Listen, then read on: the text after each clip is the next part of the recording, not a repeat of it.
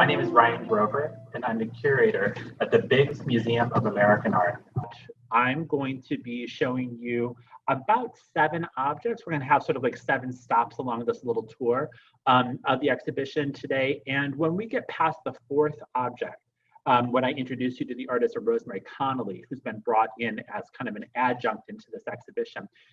When we have talked a little bit about her, I'm going to take a moment to start answering any questions. So think about some questions as we're going along, because in just a few minutes, we're going to be able to sort of stop and answer some of those. So we'll have this little break in the middle of the presentation to sort of take a few questions, and then we'll go towards the end of it for the big surprise pieces at the end. So the first thing that I wanted to bring to your attention was this little drawing, or this little sort of sketch, really. It is, one of the things that I need to sort of describe to you right now is the difference between watercolor and gouache. I don't know if anybody here has had the chance to really work with these water-based media before. And watercolor and gouache are really the 2 major media that Jack Lewis is best known for. He did work in oils, found out that he was allergic to the chemical in oil paints, so he stopped working in oils. And then later in the 1960s and further on, he did work in acrylics sometimes, but really watercolor was where he was at. And this is actually really important to know about Jack, because what he was doing artistically was really best exemplified with the water-based media. And so I'm getting a little bit ahead of myself there, but just know that watercolor rules. And Jack Lewis is one of the artists in this part of the world that was really responsible for making watercolor just an incredibly important artistic media, with artists that have bubbled up in his under his wake from the 1930s forward. So the first thing that I want to show you here is called the Civilian Conservation Corps Camp. Jack Lewis was born in 1912, and he in Baltimore, and he came here into Delaware in the mid-1930s, probably around 1936, I believe. So he came here during the Great Depression. And he was brought on to be basically the staff artist of the Civilian Conservation Corps activities that were taking place here within the state. And what that is it was basically a federal sponsored program that put people to work, but they would be doing infrastructure projects basically within the state of Delaware and other parts of the country as well. And here in Delaware, a lot of what that had to do with was mosquito remediation, so controlling mosquito populations along the coastal areas of the state. God only knows how that happened. I know that it had something to do with ditches and drainage and water movement and all these other things. I don't know what it was, but Jack Lewis painted the pictures of that experience, and it looked harrowing. I've seen a number of works that he created during the Conservation Corps, the Civilian Conservation, the CCC, but the work looked incredibly grueling. It's always these shirtless young guys out in the middle of the marsh, running around from boats. Everybody's sweaty. It looks like too much work for me. I think I'll stay in the air conditioning, but this painting is what I wanted to start off with, because it talks not only about watercolor, but it also talks about his use of gouache. Watercolor is a translucent coloration. It is a water-based pigment that suspends these materials within water and then creates these translucent layers upon your painted surface, usually paper. Gouache, however, is opaque. It actually can and will become, it will sort of not allow that translucency, and it will create impenetrable sort of areas for pigment onto your surface. The reason that this is important is that with gouache, you're able to layer upon layer of paints. You're allowed to, you can put down light colors, you can put down dark colors, but with gouache, you can layer on top of that and the colors still stay really vibrant. With watercolor, you have to start as your primary coloration that you place on paper, lighter colors, because all of those translucent layers interact with the layers underneath them. And so you end up with your darkest colors on top, because it would be impossible to put a pale yellow over top of like a black background. Jack Lewis was not necessarily a purist when it comes to watercolor. He intermixed watercolor and gouache pretty rapidly, pretty easily, and had a really good time with it. just so that you know, we've got our second camera back. I'm delighted to tell you. And so we're going to get a little bit closer to this picture here and just take a look at what we're viewing here. So this is the camp of the CCC folks. So this is the actual area in which they worked. And this work is on loan to us from the Rehoboth Art League for this exhibition. They had a wonderful collection of Jack Lewis's works. The work that you see here is actually of an area really close to Savannah Road in downtown Lewis today. And it's right in the area of where the Hewling Cove apartments are built today. So this is interesting that this is actually kind of downtown Lewis, because there's no remnants of this left any longer. But so even though the paper that this is painted on has kind of yellowed, the coloration that you see on top of it, this bright white that you see through the surface, this is all gouache. This is blocking out the colors underneath it, and it's creating this kind of almost chalky sort of surface that you see here. That really is kind of it's imitating sand and kind of the dunes sort of texture in this work. This is also a work that is pretty,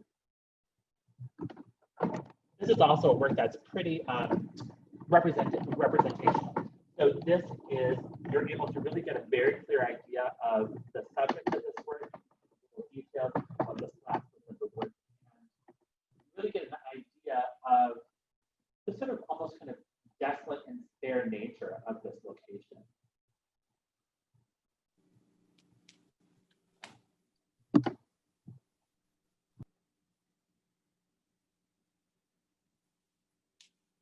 So what you're seeing here is the build up of not only sort of a gouache as a base, but then some of the green that you see here is a translucent layer that's placed over top of the gouache, which is kind of an interesting sort of use of that material. Oftentimes we sort of see gouache being used as sort of a way of sort of blocking out watercolor as the basis and then creating these more sort of fixed patterns on top of. But here it's being used in almost sort of the sort of in a reverse matter, and it kind of creates this kind of glowing coloration of the greens and the reds of this rather sort of bleak sort of environment, which is kind of interesting. We will see that kind of tension between the translucence and the opaque of Jack Lewis's work for many, many years to come. This work was done in 1937, so this is probably within the first year of his time here. And if you're interested in the work that goes back to this date, which is the earliest work that he did, among the earliest work that he did here in the state, you're gonna find these works all over the place. They are in private collections, they are in some institutional collections. Unfortunately, we don't have any at the Biggs Museum, but we're always looking. And, but probably some of the best examples are owned by the Division of Historical and Cultural Affairs. So that's the museum collecting arm of the state of Delaware. But like I said, this one came from the Rehoboth Art League. So we're going to move on to the second piece here, which is a rough contemporary of the first piece that we just saw. It was done probably in about 1939. And it was one of the ways that Jack Lewis has helped to sort of support himself in the first years. Again, this is the Depression. So he's got this federal job, this gig that he's working with the Civilian Conservation Corps, but at the same time, he's also doing private commissions. And so what we think he was doing was helping to support himself through house portraits. Now, there's a great tradition of this in America where individuals will, you know, perhaps in these early times, people may not necessarily have like spent a lot of money, you know, hard-earned money to be able to buy coastal scenes or scenes of places that they haven't been before or lovely still lifes. They may not necessarily have spent money on that, but they would spend money on portraits, and they might also spend money on their own homes. So the places where that they lived, the farms that they existed on. And so this vocabulary of architectural studies is something that's really important for Jack Lewis really early in his career here. The work that you're seeing here, we don't know exactly what house this is. It's lovely, love to go there. It has this great sort of almost sort of southern charm with this sort of tree-lined driveway that leads to the house here in the background.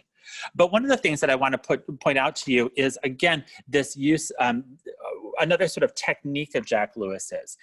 Can you see here the grid lines that sort of intersect in both horizontal and perpendicular lines across the composition? They're not super bold. You can kind of just barely make them out, especially in sort of like the lighter areas of the composition. But you can see them running throughout the entire thing. This is not some sort of bizarre artistic thing that people were just sort of adding to compositions. This is actually sort of a tool that he was using. And it's an age-old tool. This has been going on for a really long time. Many of you that have taken art classes may have done this yourself, but what I think you're seeing here is that Jack Lewis actually had a pre-created grid that he would take on location with him. He would set himself up in front of his scene. He would set up his grid, and then he would use that as a drawing device. So he would use the grid to understand what lines, planes, and colors were lining up with the intersections of the grid and compartmentalizing his view into individual squares that he can more readily control. What I think is really interesting here is that, number one, he's working plein air. So he's going to these locations, he's setting up a rig to be able to capture that setting pretty well. And at the same time, the use of the grid denotes that the person who's using it is trying to be really representational. He's trying to get it accurate. He's trying to be correct about the way that he's representing the thing behind it. Now, he has taken quite a bit of artistic liberty here. And you probably did notice that when you got close up, that there was, again, this tension of gouache and translucent watercolors throughout the whole surface. He almost sort of builds up his layers, which is really, really interesting for a watercolor artist. This just, you know, a lot of them don't do this. But he really has this kind of aggressive nature with his pigments and with the minerals that he's working with. And he really allows them to just kind of permeate and stretch across the surfaces. But the thing that I'm really trying to stress here is that when he wanted to, he could be very accurate about what he was depicting. He could be very specific about what you were seeing. He had really solid draftsman's skills. He was really, really capable of being able to lay down an accurate image, use the appropriate coloration, and be able to supply an image that individuals would be able to over and over and over again recognize the subject of the work. He had that ability. Terrific. He didn't always want to use it. And that sort of brings us to the next picture that we're going to take a quick look at.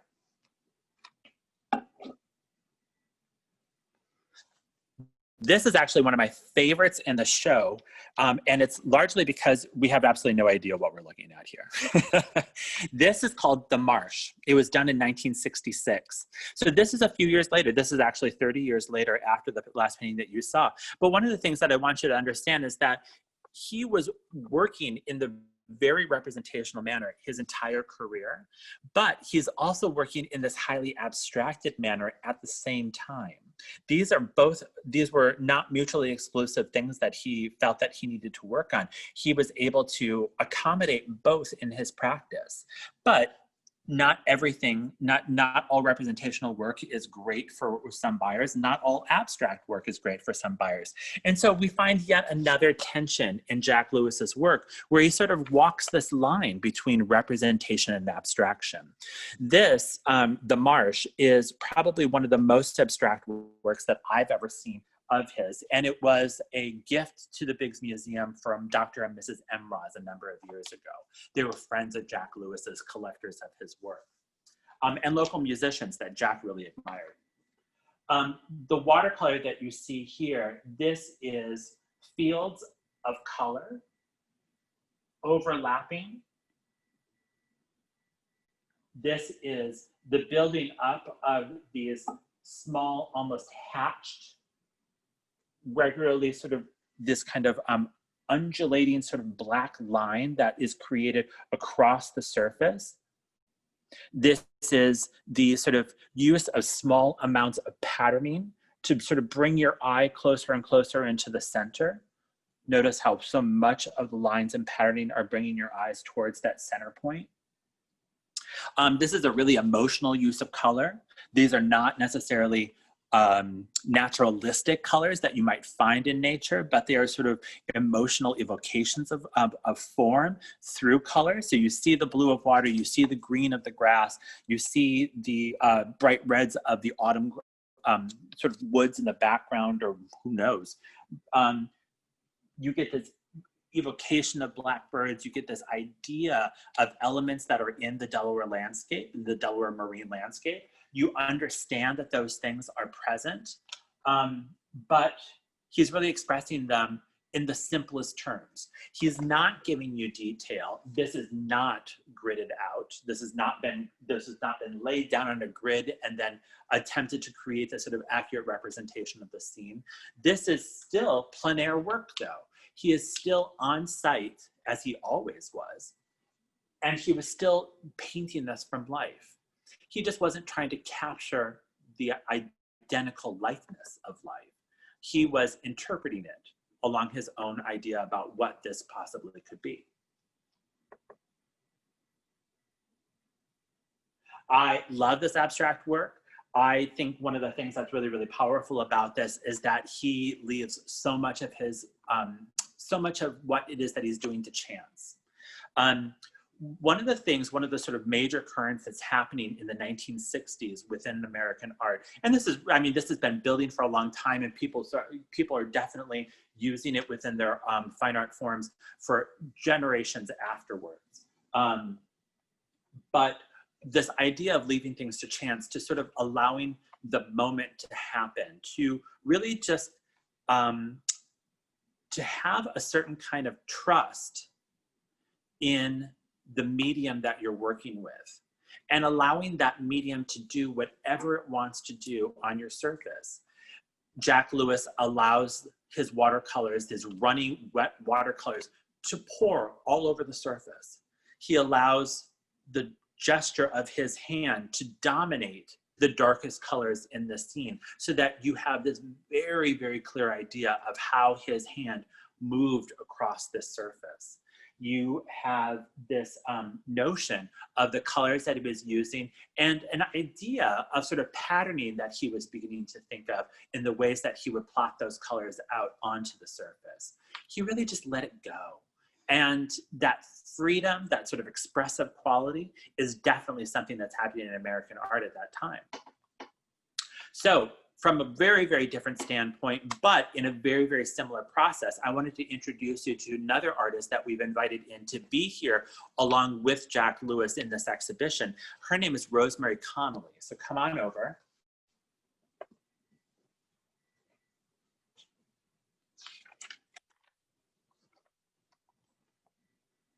So these are a couple of watercolor journals that Rosemary Connelly creates in her travels.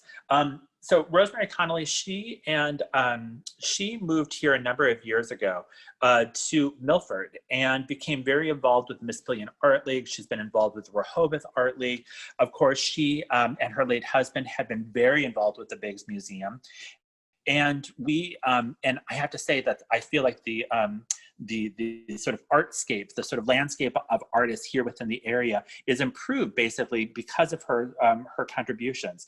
One of the things that she's really heavily involved with right now is the Urban Sketchers of Delaware. So this is sort of a national movement, or even international movement, of artists that go to locations and basically depict the things that you see. Sometimes in individual journals, sometimes like Jack Lewis with individual paintings. But the important thing here, and the thing that she holds in common with Jack Lewis, is that she goes. She goes to these locations. She depicts the things that she sees on the day that she is there. She picks out her composition, she picks out her coloration.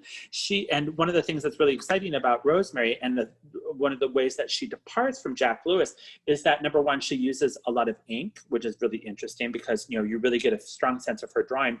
She also uses that ink to add a lot of text. So not only is she recording the images in watercolor of buildings and parks and landscapes and people and activities and things of that nature, but she is also taking notes and reminding herself of the sights and smells and quality of light and the taste and the experiences that she had on the day that she was there. She's kind of a plein air painting to the nth degree. She sort of turns up the volume on this idea of sort of recording the moment of plein air painting.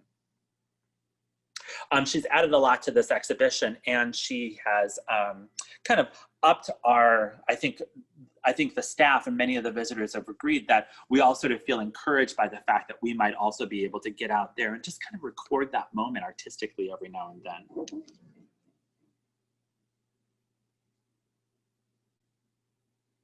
One of the things that I totally love about her too is that she goes out with very little more than just a basic notebook. And this little setup that you see here, she was gracious enough to show us the sort of basic sort of process that she was using. This is just a tiny little watercolor set. There's a palette here. And I was mystified by this. There's no reason to go out with any kind of like cups of water or anything like this. This is basically just sort of like, it's a brush, but it holds all the water in the piece itself. You know, I've been in the museum game for a long time, and this is the first time somebody pulled one of these out. I've even taken watercolor classes, and I just love the fact that I've always got something new to learn here. Of course, saying that, I'm probably the last person to have ever even seen one, but there you have it. Rosemary Connelly, she's great. So I'm going to get back to Jack Lewis in a minute, but I wanted to stop for a second and see if anybody had any initial questions about the works that they've been seeing or about the processes that we've been talking about.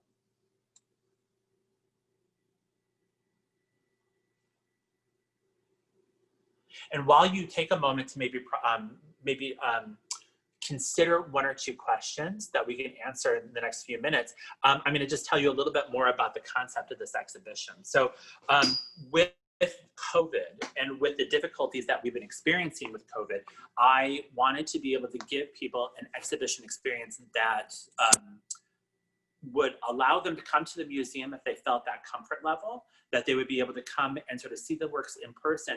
But you'll probably also notice that on the website, we've taken digital images about half the show, and we have matched them with the scenes the way that they look today.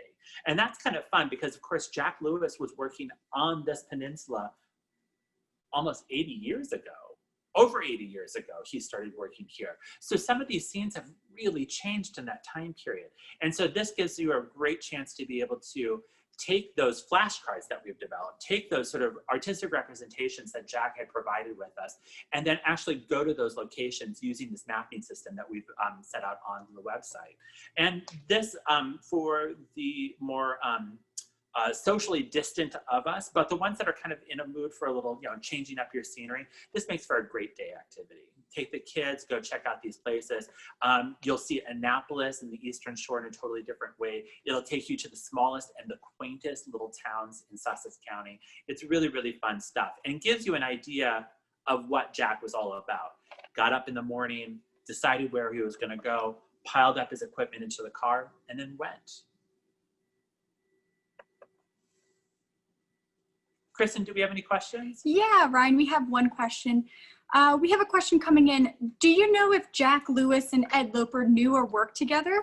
They both began their art careers in government programs in the 1930s. I've not read any sort of references about the two of them working together, although wouldn't that have been awesome? But I would find it very difficult to believe that they didn't know of one another. Those two artists, they were both really, really interested in concepts of modernism at about the same time. They were both introducing very French notions of modernism to the state at the same time. They definitely diverged. One went more sort of a fauvist, emotional use of color, where one, Jack Lewis, went into a much more emotional and frenzied use of line. He was definitely much more of a gestural, expressionistic kind of artist. So they were divergent, but it would be very difficult to think in such a small state that they hadn't known each other. You will find both their works in almost every collection, every public collection within the state. So even if they pretended like they didn't know each other, which I find very difficult to believe, everyone around them knew both of them at the same time. And I think that you could easily say that they were riffing off a lot of the same sources, which is really fun to see. That would actually, now that I'm thinking about that, thank you for bringing this up. That seems like it might be a really fun exhibition for the future. So we're going to keep going, and I'm going to just sort of bring Kristen back this direction with me, because we're going to take a look at a couple of paintings on the walls here before we round out. We've got 3 more works to look at, and these are, again, ones that we want to kind of come close to and have a good time with. So it's just going to take a second to get set up, but what we are going to be taking a look at is this CNK Pen Loop in this very large painting here. I love it when Jack Lewis gets large. He's an effective painter in a smaller format. And again, I mean, I can't stress enough, he's working on site. He's actually there. So oftentimes he is, just like Rosemary Connelly, going to be working in smaller scale. But when he works big, it's just kind of magical. So again, he is setting down his background with these large washes. Just imagine, look at the size of the brush that he's working with here. Just these enormous, almost kind of like house paint brushes, where he just sort of puts down a lot of pigment with a lot of water and just, I mean, just sloshes half this giant piece of paper with his paint first off. And then he comes down and does something very similar, although he breaks it up, allowing you to see some of the paper here in between, some of the raw paper, some of the natural paper, but he creates, again, the sort of flowing shapes of these washes. And then he allows that to dry a little bit, not a lot. He seems to be a kind of an impatient painter, but he starts to work in with smaller brushes with intense amounts, just globs and globs and globs of watercolor pigment. And he starts to create the line work that you see here. The trees start to get tagged out. And then this sort of evocation of the pine leaves sort of ringing the tree branches. But it's not so much that he is just sort of laying out the, you know, the sort of the form basically of these trees. He's allowing to go even further. So look at the way that he's using the highlight. Now this is getting into a little bit of gouache color. He's laid down black. Again, he's kind of impatient, so you can see how wet this is. The black kind of runs into the blue. Again, the black runs into the blue and becomes this kind of diffuse kind of shape across the surface. But then he comes back in with this kind of red pigmented gouache and uses that to sort of create highlight through the black. So you've got the red vibrating against the black with this beautiful blue background. He even does that using sort of flecks of white into the surface, just to sort of create different levels of highlight. And then it's about, when you're here, you start to get this idea of the gesture. He has this way of sort of, you can almost imagine that he's sort of holding the brush up at the paper and just sort of allowing himself to fly up the paper, fly up the paper. He just kind of creates these zigzagging shapes, these kind of expressive forms that ring the branches all the way around. And it creates this really wonderful sort of patterning across the surface. And you can see that he's come back several times. He does it with this kind of jade green. He does it with the red. He does it with the brown. Then he moves into the white and he comes back with some dark blue. And he's just moving through these colors. Again, these are not, and I have to stress this, these are not naturalistic colors in many cases. He is really just allowing himself to be charged by these colors and allowing the his own emotional state basically to come through the color choices that he's making. And you know, what's sort of fun is that I'm not even sure that I would call Jack Lewis a colorist. Like, I'm not sure that he's thinking about how to pattern color across his entire surface. I think he's really just sort of, I need this right now. I need this right now. I need red. I need cerulean blue. I need aqua. I need pale pinks. And I think that he is emotionally connected to this color content, which is super, super fun. So not only do you get this really great sense of gesture, this very unique sense of gesture, but also a really idiosyncratic use of color that, that I don't think, you know, he's not trying to be fashionable. He's not trying to create artwork that's just going to go above a couch. He's really just sort of, I think he's kind of putting his soul out there. And that's, well, it's kind of thrilling to see.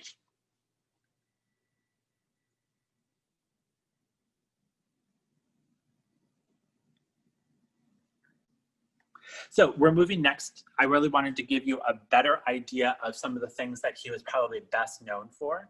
And this is really sort of the formative kind of subject matter for this exhibition. This is Lewis Harbor from 1991. This is also one of the latest objects that we have within the exhibition. This is a depiction of the harbor in downtown Lewis. It's an iconic scene. Jack Lewis is a really prolific guy. There are thousands of works out there by Jack Lewis. Few as lovely as this one is, but there are a lot of works out there. And what's terrific about what he was doing is that he not only did this for such a long period of time, but he kept returning back to the scenes again and again and again. He painted this canal in Lewis, probably, I mean, dozens upon dozens, if not perhaps even hundreds of times. This was a very profitable, I'm sure a very profitable scene for him. I'm sure that a lot of individuals paid for examples of this work. It is a scene that so many of us in Delaware are familiar with, but it's that familiarity that drew people into Jack Lewis's work. But I think he was also a little subversive. I love the fact that he decided to work so heavily in subject matter that people would recognize, and at the same time, he was giving you abstract expressionism. He was giving you total gesture painting at the height of mid-20th century. I mean, he was giving you so many of the artistic movements that are dominating New York at this very same moment. And he's doing it here with a subject matter that people could really approach. And isn't that kind of, I mean, I think that's the way that we all want to learn how to appreciate art, is to find things that appeal to us on a personal level, but also take us to a new place, a place that we hadn't really expected to go to. And that's kind of Jack Lewis through and through. So again, that emotional use of color in this blazing hot sun, this sort of flower of a sun that you see. And I love the way that this particular set of colors are reflected so beautifully in the water of the canal itself. But again, I have to bring attention to this really expressive use of this line, this kind of floating line. Are you looking, I mean, obviously we're looking at the sort of birds in the sky, but then what do these things become? Are they piers? Are they reflected in challenging water? It really implies a lot of movement, and it implies, in some cases, it even gives you an idea of those things that had been in a location and have moved. There's this idea of almost sort of a passage of time in some of his work that I think is kind of interesting, that sort of gives you an idea of a single object through space over a longer period of time. And this is almost sort of a cubist concept. I've never really sort of considered Jack Lewis a cubist, but sometimes there is a sort of capture of time in reference to his work that is really evocative. This is unfortunately not one of the works of the Biggs museums, but I do love it. So our big surprise tonight, or maybe not a big surprise, but it is a surprise that is big. We are going to round out the evening with one of the acrylic paintings that he did. And this is really fun for us because, you know, the watercolor is so immediate, it's so fresh. If you've worked in watercolor, it's a really challenging medium. And it's quintessential to this mid-century interest in gestural painting, in capturing that artist's signature movement. Because when you put down color onto watercolor paper, when you're working in watercolor, there's no correcting it. There's no, I mean, you can technically sand through the paper and you can start over again, but it's really laborious. And I do not think that Jack Lewis was laboring on his subjects in that manner. what you lay down, what Jack Lewis lays onto a composition is going to stay. Mistakes, weird pigments sort of flowing together, all the gestures, all the immediate little micro movements across the surface, all of that is there and it's always recorded.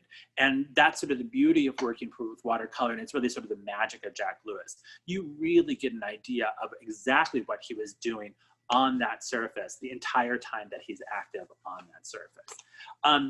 But he also worked in acrylic. Acrylic is sort of a painting, a type of paint that was sort of invented in the 1960s, and it really sort of dominated a lot of painting during that time frame. And one of the things that's sort of interesting in this transition between watercolor and then starting to work in acrylic is this notion that acrylic can be used like a watercolor, in that you can dilute it. You can sort of dilute it in either chemicals or water, and you can allow it to run freely over the surfaces that you're painting on. You can let it drip, you can let it move and settle and pool in the way, and even mix together, not quite like watercolor, but similarly to watercolor. You can treat it like a watercolor, which is interesting. So I can see what the appeal is for Jack, and you can sometimes see that he's using acrylic not only like a watercolor, but he's also using it like the opaque paint that he was working with before, like gouache. So he's layering up both surfaces. And that's kind of interesting for us too, because there's another group also from Maryland, as it turns out, that's doing the same exact thing simultaneously with him, the Color School. Now, the Washington Color School was not that interested in subjectivity there. So they were not trying to capture individual subjects in their work. You didn't know if they were painting people or dogs or landscapes, but they were really, really impressed with the sort of physical characteristics of acrylic paint. And I feel like Jack was definitely moving along those same kind of motivations in a lot of ways. But again, using these new concepts, but using identifiable subjects to bring across these new concepts. So this acrylic painting, this is actually done, I think it was 1986, but it's evocative of some of examples in acrylic that he had been doing since the 60s. And this is a baseball game at night. I love this work. This is probably one of my favorite works in the show. They're all my favorite works in the show. But what you're seeing here is the game being played out in a park, but you're surrounded, literally surrounded by this activity, this just sort of magnetic, ecstatic, explosive activity. Now, in the foreground, this activity is a way to sort of mark the locations of people, the activities of people. So you are not necessarily picking up on any one particular person. You get little glimpses of the people's forms within this shape, but really you're almost kind of picking up on the spots where they have been, sort of looking at them in terms of like individual glances. A million little individual glances as flecks of orange and red and rose and green sort of scatter across the surface in this sort of patterning. There is no pattern to this. It's not like you are looking at like somebody who's designing up textile patterns and you want to sort of have this identifiable, recognizable, like conclusive, like predictable shape reoccur over and over and over again. But what's interesting is that you can follow one individual thread across the surface, a particular shade of red or a particular shade of blue.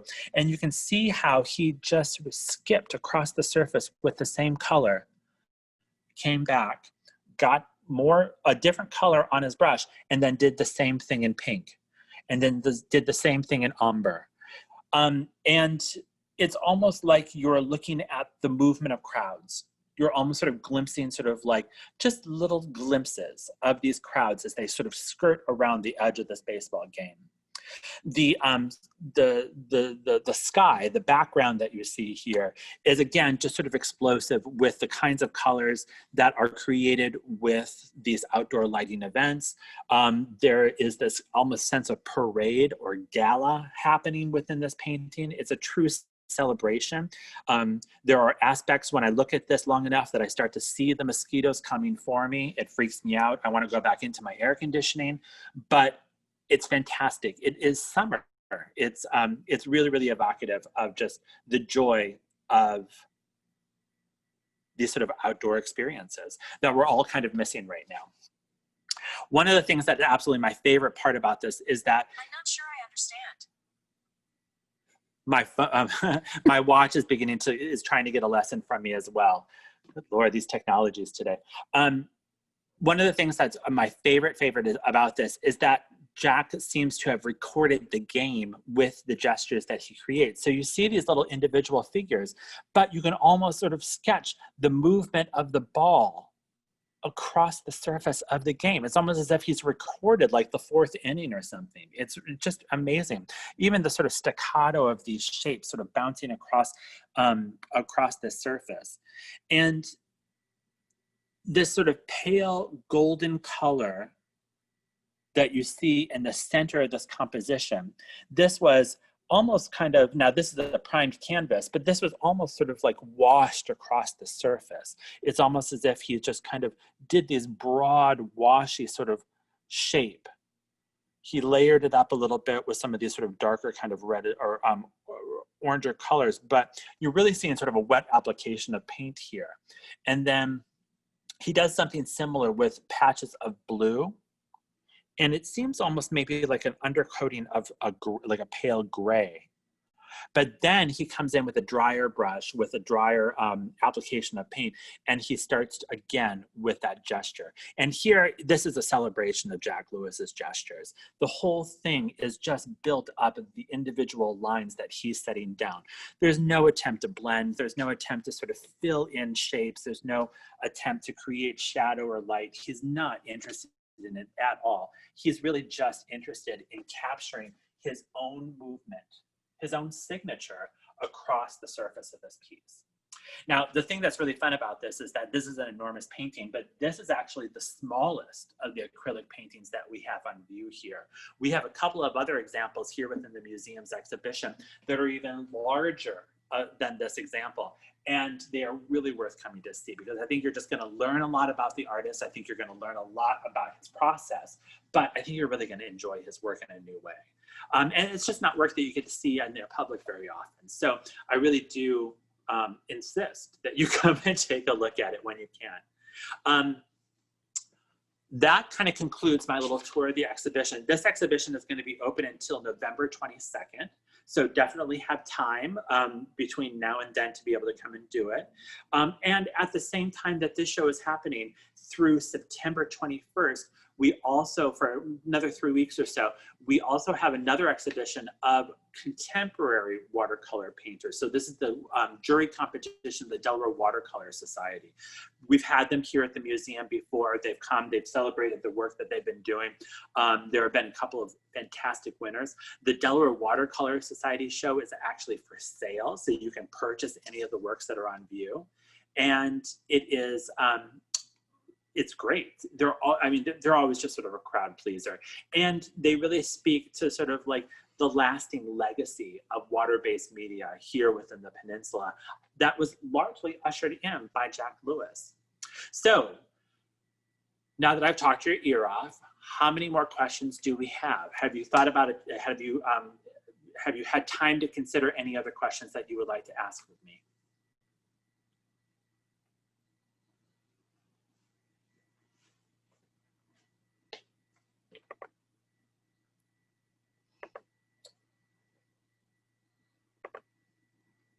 Hi, Ryan. I do have one question for you. Awesome. We see Jack Lewis returning over and over again to specific areas and different topics. Does he have one topic or one area that he, as you see, returns to the most often? Like, do you see a favorite area or a favorite place or a favorite theme appearing in his work?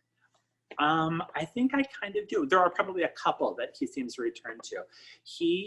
And you'll see this when you come to see the show, he's really interested in townscapes. So he's really interested in these compositions, usually off balance or sort of like not necessarily centralized sort of, but off asymmetrical compositions of streetscapes that show storefronts and houses, sometimes automobiles. He involves a lot of characters of the town that he comes across.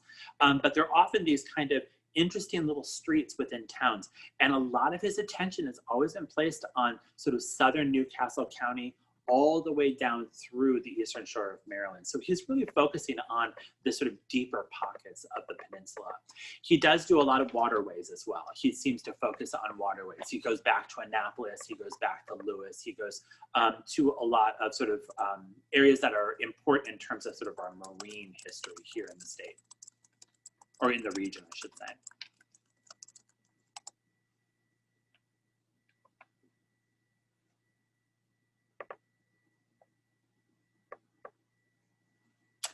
So we don't have any more questions right now. So if anyone has questions, please feel free to type them in.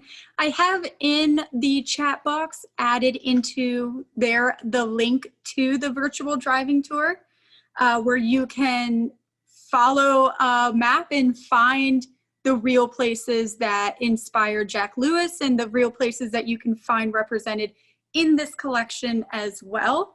So you can find that link in your chat box. If anyone has any more questions, please feel free to type them into the chat box.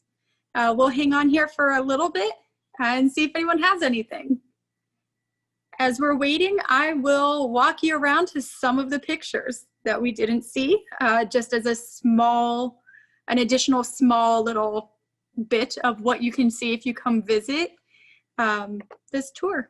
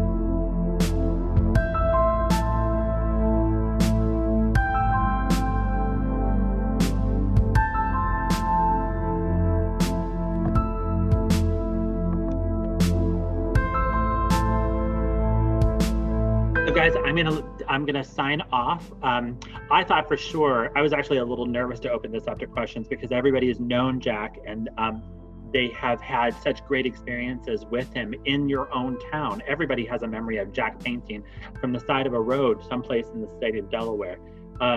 He's been sort of Southern Delaware sort of mascot for a really long time, but you don't absolutely have to come up with a question. I'm just chasing you, but thank you for joining us today. I will definitely welcome all of you back to the next program that we do. And I think that's everything. Enjoy your evenings, everybody.